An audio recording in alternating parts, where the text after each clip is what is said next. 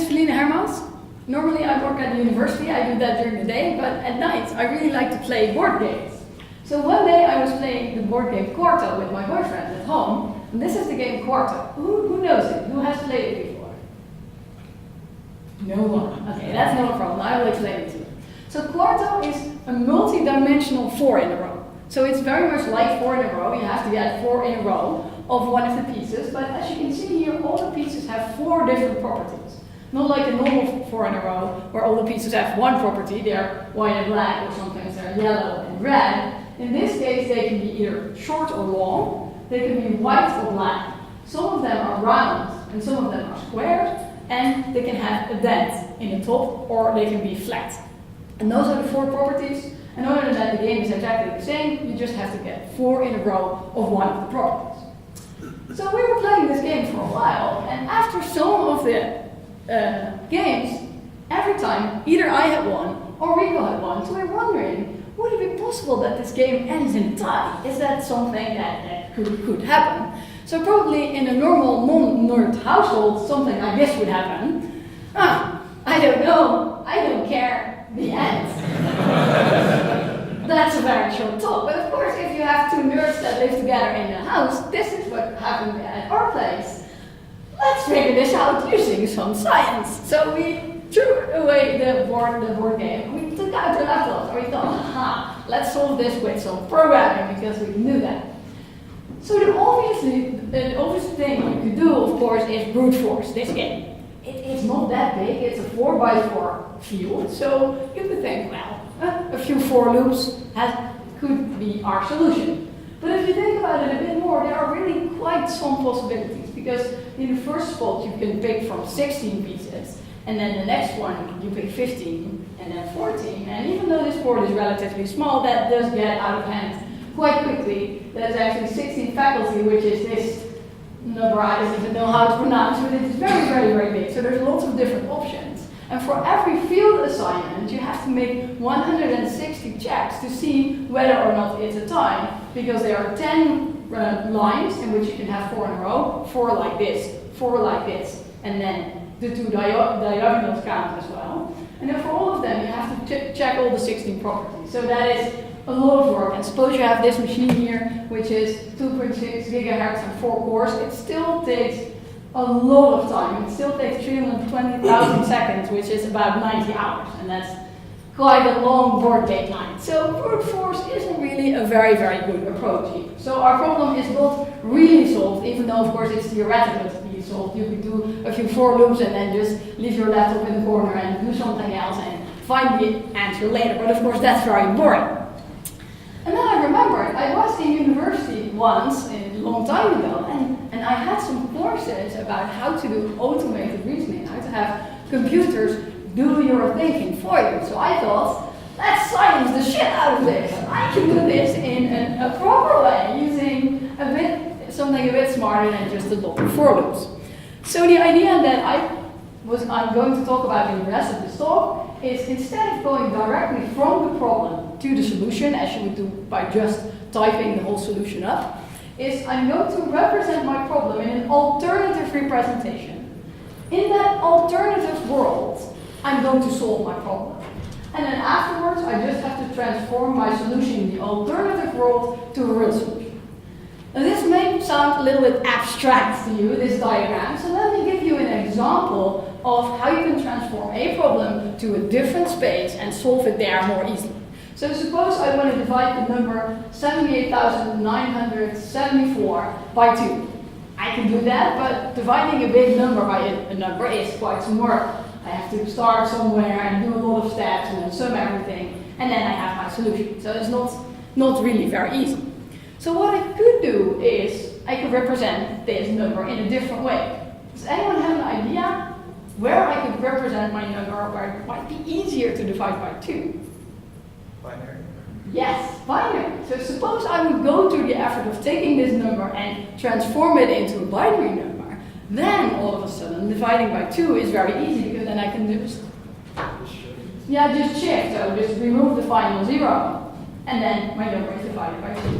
So once I'm in the space of binary numbers, some operations are really a lot easier. And then if I want to get my answer, of course, I do have to transform it back to a decimal number, at least if I want to have it in a decimal representation. So this is the exact same idea that I'm going to apply to my board game problem. I'm going to take my problem and transform it into satisfiability problem. Then I'm going to solve the satisfiability problem. That will give me a solution. And then I can transform that again to a solution of the real world. Then of course you might be wondering, what is that satisfiability? What is that magical binary format that we're going to use on the Quarto game? So, satisfiability is based on Boolean logic. I guess everyone is familiar with Boolean logic, but I will explain it anyway because I have some cool pictures. So Boolean logic is the idea that you can express things that are true or false, yes or no. So for example, you can say, would you like coffee or tea? And that's true. And we write that down like this, coffee, and then we write a little v, that is the or. So that's coffee or tea. In addition to or, we also have and. So you can also say, do you want coffee and tea? And that looks like this, coffee and tea. Some things can be false, so maybe you don't want coffee and tea, and that looks like this. We put a little hook before it, which is a negation symbol, so not coffee and tea is true. This is, Boolean logic is not fun for everyone. This person is getting slightly upset, so you want coffee? No, that looks like this, not coffee. And by all these statements, you can make a deduction about something that is true. So from these statements, we can conclude that T must be true. By the way, these images are from this fantastic book by Sidney Padua that you should totally check out. It's a really wonderful fictional history of Ada Lovelace and Babbage. It's really, really very cool, as you have already seen. So, what is satisfiability? We take a Boolean proposition, so something on the form of coffee and non-T, or P and non-Q. And the idea is we have to find an assignment for those Booleans such that the whole Boolean proposition is true. So for example, for this one, P or non-Q, if I set P to true and Q to false, then non-Q is also true, so that's true or true, which is super true. And the good news is that for satisfiability, there are fantastic tools called SAT solvers. Science has put lots and lots of effort into making SAT solvers very, very, very quick. So this is how the SAT solver usually works. You give it a Boolean proposition, and it says yes or no, it's possible to satisfy this. And usually it even gives you values for the variables. You can make it true in such and such way. So that's the good news. There are lots of tools. The bad news is we haven't really made our problem simpler. If you know what it means, this problem is NP hard, and if you don't know what that means, this problem is very, very, very, very hard. It remains very hard in a different representation, but because we've just thrown lots of science at the problem, we can now do it in a relatively quick way in lots of different situations. So the idea for our Quarto game is we're going to express our game using Boolean propositions. So every field in the 4x4 Quarto board, we're going to represent it with 4 Booleans, and those 4 Booleans represent the properties of the P's that I'm going to place at that field. So for example, this field, I will have one Boolean that represents if it's black or white, one Boolean that represents if it's long or short, one for square and round, and one for flat and whole. So the idea is every field is described by 4 Booleans, and with that, I can describe exactly how a tie looks like, because I can say there should be no row, no column, nor any diagonal for which it is true that one of those 4 properties is exactly the same. Because if that would be true, someone would have won. So I can write like this. For all properties P, for all combinations 4, which is row, columns, and diagonals, the stones in that set should not have all the same. For example, the property 0, not all of them are equal. So that's pretty easy to express. One more thing, every piece in a normal Quarto set is a different combination of the 4 properties. So it would be illegal for me to go to the toy store, buy a second Quarto set, and make a tie with pieces from 2 sets. So I should also express that every stone on the field should be different. It should exactly describe one game, otherwise I'm cheating. So I can express that like that.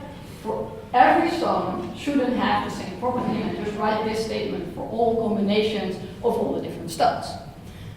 Of course, I'm not going to type all of these rules. I don't always use an SAT solver, but when I do, I generate the inputs. I'm not going to type all these rules because that would be boring. So I can just use, I'm still using a for loop, but it's a slightly smarter for loop than just trying all options. I will just loop over all the possible options, generate the rules for the rows, generate the rules for the columns, for the diagonals, and add one rule all the same. So maybe while I was talking, you were slightly drifting off and thinking, yes, and you said something about science is awesome and we solved this, but why is it actually bad? Why is it so much smarter to use an SAT solver than just figuring it out? So in this part of the talk, I will explain you a few tricks that SAT solvers use that make them so quick and efficient. So what does an SAT solver do? The basic idea, unfortunately, we cannot be smarter than that. The basic idea of an SAT solver is still using all options. So trying all options. So suppose we have P or Q and non-R. We're just going to try 0, 0, 0. Unfortunately, that's not it. And we try that until we have a solution. But as you can imagine, this is really equivalent to just having a for loop with all options. So there are a few tricks that we do to not have to try all of the options. We can eliminate some options by being smart. So there's one little trick that SAT solvers hate because it greatly reduces state space, and it's called unit resolution. So the idea is that if I have a formula, P or non-Q and Q, that is equi-satisfiable to P. So if I can make P true, I can make that by true as well. So how does that really work? Why is that the case? Well, if you have something and something, and that needs to be true, then both of the parts of the something need to be true. So this Q needs to be true. That means that non-Q is false. And if I have P or something, and something is false, then P must be true, because otherwise everything will be false. So if I have something of this form, I might as well write P, because P has to be true just as much as P and non-Q. P or non-Q and Q has to be true. This is called unit resolution, and you can use it to greatly reduce the state space. Oh yeah, even if I'm off duty and it's a Saturday, I'm still a professor. So this, of course, is sort of, as we professionals call it, a proof by hand waving. But you can actually prove this in the general case. So if you think, I really want to understand why this is true, here's some homework for you. And one of the previous times I gave this talk, someone actually tweeted me a proof. So I'm counting on you to also do that, because it's really, it is doable. It's not a very much a trick question. So how does unit resolution look like on the lot of statements?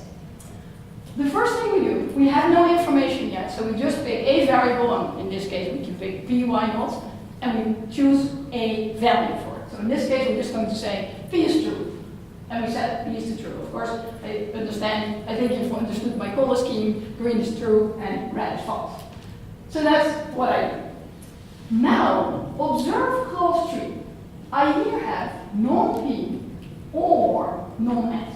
And the way I've written it down is every statement, every line needs to be true. Because all of the lines are conjunctions, they're all ends. So every line needs to be true.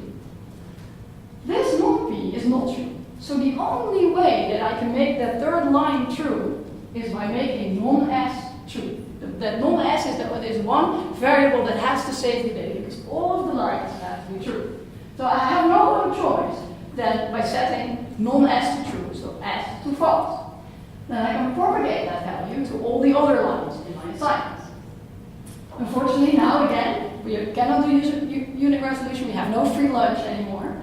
We have to pick another variable. So let's say we pick Q and we set it to true. We do that.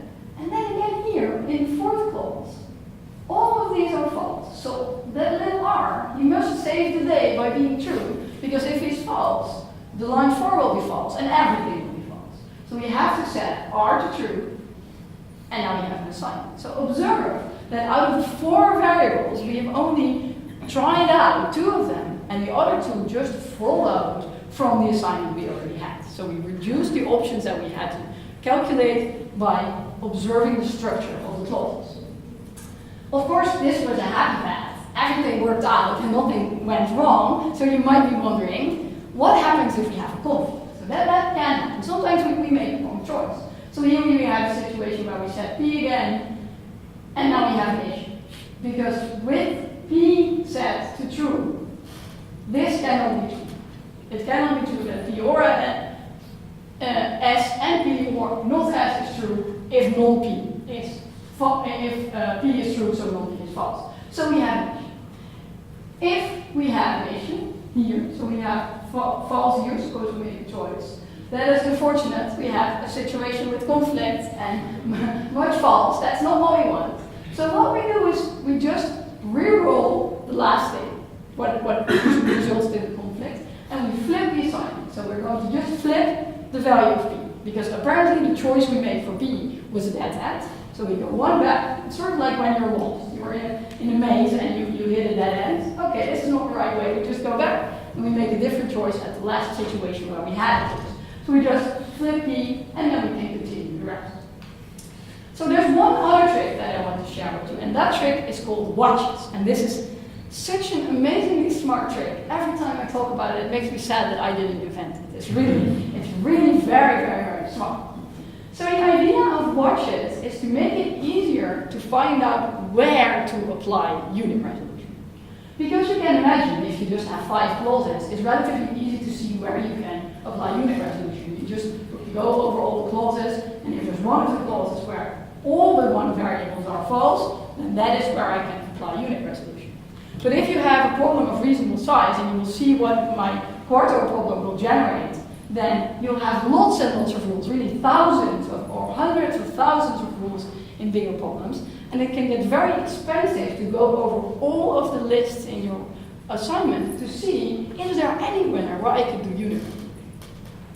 So the idea is, if I can point at 2 variables on every line that are still unassigned, I can do unit resolution. Because I can only do unit resolution if all of the variables, except for one, are assigned. So the idea of watches, and I'm representing them in purple here, so just pick 2 random variables, doesn't matter which ones. And as long as I can still pick 2 random variables, still point at 2 variables, there's no unit resolution. And I don't have to do that, I can just leave them where they are. So I have an assignment here, and these are my watches. So I'm watching unassigned variables. So what happens if watching this. So what happens if I'm assigning a variable? If it's impossible to move the watches, so for example here, I cannot place watches there because there are just 2 variables there. In that case, I can do unit resolution because there's no room there for the watches. And then if I assign a variable, so the watch was here, I assign a variable, and then they just hop, they go to a different value. There they are. Now here's the super smart thing about watches. The smart thing is not just looking at the 2 things. The nice thing is, suppose we have a conflict. What watches are only watching unassigned variables. So if we have to backtrack, for example here we have a conflict, we swap the value of P like we did before. We have a conflict, we swap the value of P, but we don't need to move the watches. So every time we backtrack, we go back in our maze and we go somewhere else, the watches can remain where they are. So that makes it very efficient. Okay, so we covered now how exactly an SAT solver works. A few of the ideas. There are lots of other tricks, but we've gone over a few things that are making them so quick. So let's go back to our Quarto. Our problem was solved. We generated the rules. But unfortunately, it's not really solved yet. Because if you look at the rules that I generate, they don't really look like the rules you can do unit resolution on. And if you observed what I did with the unit resolution and also with the watches, I very much exploited the fact that every line was just a disjunction. Every line just had ors, and they were all combined by ands. And here I have ands in the beginning, and I have equal signs. So this is not really something I can easily apply unit resolution. And SAT solvers, despite being able to solve NP-complete problems in a very quick way, they're very picky about their input format. They're like sort of little princes. Yeah, I can do MPR problems, but you have to feed me the exact perfect string, because I can do a little bit of string manipulation. I'm too good for that. I'm super algorithm. So unfortunately, we are still not done. We have to transform the rules that we've generated into something that an SAT solver will eat, which is called the Dmax format, and you will see that in a couple of slides. So I used a little F# library to manipulate the statements my for loop exported into a Dmax format. So here you have a simple term. You don't really need to understand everything that's going on. I have a number of equivalencies, so these are the things I talked about in unit resolution. If I have and something and true, and a and true, that is equal to a, so you can simplify your rules as well. And then for every Boolean proposition, if you just push everything in, and get all the negations in, all the negations have to be in the variables, and distribute the n over the or, then you will get by default, by definition, conjunctive normal. This code, by the way, is on GitHub if you want to experiment with it. If you have a Boolean problem of your own, you can use the library to simplify your rules. So what you can do with my library is you can write something in sort of proper natural language, or and equal, and then you get a term. And then you can rewrite that automatically to Dmax. So this is rewritten to Dmax. And this is a nice, interesting file format I was talking about. It has fantastic rules, like every variable is an integer, and every rule has to end with not just a line break, but also 0. Because a line break is obviously not the sign that the new line is coming. There has to be a 0 and that line break. It has to be exactly that file format. It started 10 minutes late. So it needs to be exactly that, otherwise the SAT solver won't take it. So this is what comes out after lots and lots of programming. This is the exact format that comes out of my rewriting. So now our problem is solved. Finally, after all these hours of working, I have the solution and I can type it into Minisoft. So open your eyes, don't blink, because you might miss it. It will be super quick. This is me in real life typing up the solution. There we go. That was it! Shall I play it again, because it wasn't. Maybe you missed it because you were blanking. It's fine. Look at that! It is that fast. So you go through all the effort of transforming your problem into a horrible file format with lots of work, but then it's really very, very, very, very quick to be solved. So there was like, awesome, yes! My computer science degree is worth something. I spent lots of time in science, it works. That was awesome. So of course there's one little thing that we still need to do, because we're now here. We have a solution in an SAT format, but we still need to go to our real life solution that is taught. So what you can also have Miniset do is give you an assignment for the variable. And then you get a nice file, which is almost as interesting as the input file. You get all the variables. This means if it's satisfiable or not, and then just every number is a variable, and minus means that it is false, and otherwise it's true. And you have to scroll a little bit down because of the way I constructed my variables. I try to have them have somewhat of a meaning, so the first of the variables doesn't matter. So at this point, I didn't really feel like writing a parser to get this back into a proper file format, so I just, on a piece of paper, wrote down variable assignments and everything. And as you can see, this is a real time, because you're confident in your programming, but it's always very nice to really see a solution on the board, and then you know that you haven't made any mistake in coding or anything like that. So in the meantime, I have written a parser that parses the values back. So if you want to use my library that works for C#, for F#, but there's also C# code examples, you can just write something like A and B, and then parse it, and you get the results back, so you get a result like A, true, B, false. So it's even more convenient than in the stock. So the last, let's say 2-3 minutes, I want to talk a little bit about doing more useful things with SAT solving in board games, because this is not a technique that you can only use if you're bored and you want to do some programming.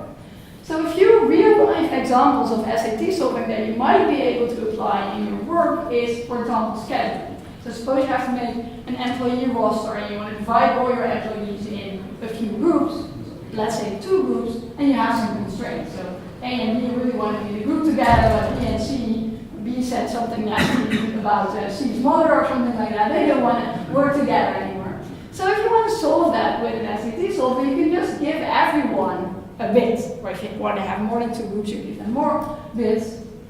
And then we can just say the bit that B is going to get should be equal to the bit that A gets, but those two shouldn't be the same. You give that to an SAT solver, and it makes an assignment for you. And you can add all sorts of constraints, like Harry doesn't want to work on Wednesday. If you just express it in Boolean logic, it very quickly makes an assignment. And this usually generalizes to all sorts of planning and scheduling. There's even a scientific paper about how to generate basketball field assignments using an SAT software. So lots of people are really working on it. Another real-life application is hardware testing.